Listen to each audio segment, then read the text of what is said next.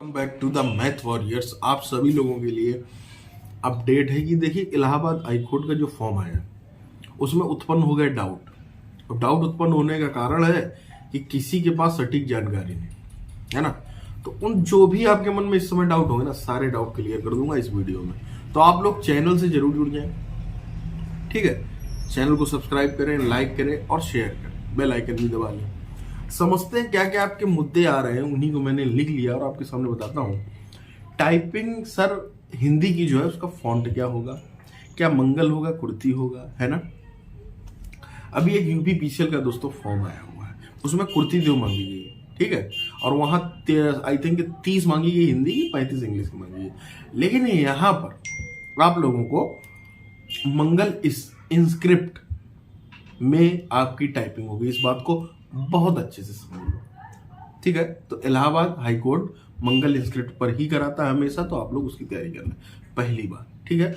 दूसरी अगर हम बात करें इसकी योग्यता पर, क्वालिफिकेशन पर, इसके लिए आप सोच रहे हैं कि सर क्या उर्दू होना बहुत जरूरी है इंटर में? नहीं बेटा, उसमें एक बात लिखी है, अगर आपने पढ़ा हो, ट्वेल्थ तो होना ही चाहिए with special knowledge of Hindi and Urdu. ना वो आपका कोई पेपर करा रहा है, ना आपसे कोई सर्टिफिकेट मांग रहे हैं जैसे स्टेनो में मांग रहे हैं, लेकिन यहां कुछ नहीं मांग रहे हैं। तो जब नहीं मांग रहे हैं तो फिर आपको क्या करना है? आराम से, धीरे से, है ना, फॉर्म भर देना। हिंदी तो तुमने पढ़ी रखी है, उर्दू सीख जाओगे हल्की फुल्की वहां जब काम करोगे, है ना। तो कोई दिक्कत वाली बात, बहुत लोग इससे पहले ऐसे ही सिलेक्शन भी ले लिए, टेंशन लेने की जरूरत है, तो फॉर्म जरूर भर दो, ठीक है। बाकी अगर हम बात करें पेड अप्रेंटिस क्या है, तो उसमें भैया क्या है कि एक फिक्स सैलरी मिलेगी आपको, है वो भी सरकारी, फिक्स सैलरी मिलेगी। वहां पर जो डीए टीए एचआरए ये जो भत्ते होते हैं, अलाउंसेस बोलते हैं दोस्तों उसको, वो नहीं मिलेंगे। समझ रहे हो कि नहीं?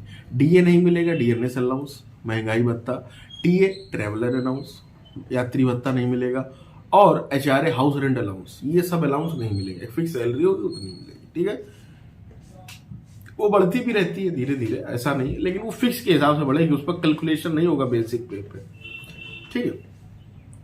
और अगर आप पूछ रहे हो टाइपिंग के लिए दोस्तों, इंपॉर्टेंट चीज है कि टाइपिंग आपकी उसी दिन नहीं होगी जिस दिन आपका एग्जाम, बहुत सारे एग्जाम ऐसे कराते हैं, उस दिन नहीं होगी, आपकी बाद में होगी, ठीक है। पहले पेपर होगा और आप चाहे सभी फॉर्म भर दें, जितने आए हुए हैं क्लर्क के, ग्रुप डी, सभी भर दें, तो उस ये अलग अलग पेपर होंगे और अलग अलग तरीके से इनकी मतलब आप टाइपिंग के लिए बाद में बुलाए जाएंगे। अब टाइपिंग के लिए कितने गुना बुलाए जाएंगे ये काफी इंपॉर्टेंट है। तो टाइपिंग के लिए उसमें साफ साफ मेंशन दोस्तों 5 गुना लोग बुलाए जाएंगे, अर्थात 819 या 1021 वैकेंसी, तो अगर आप 4 का गुना कर देंगे लगभग 4100 के आसपास बच्चे बुलाए जाएंगे, ठीक है। इतने ही बुलाए जाएंगे।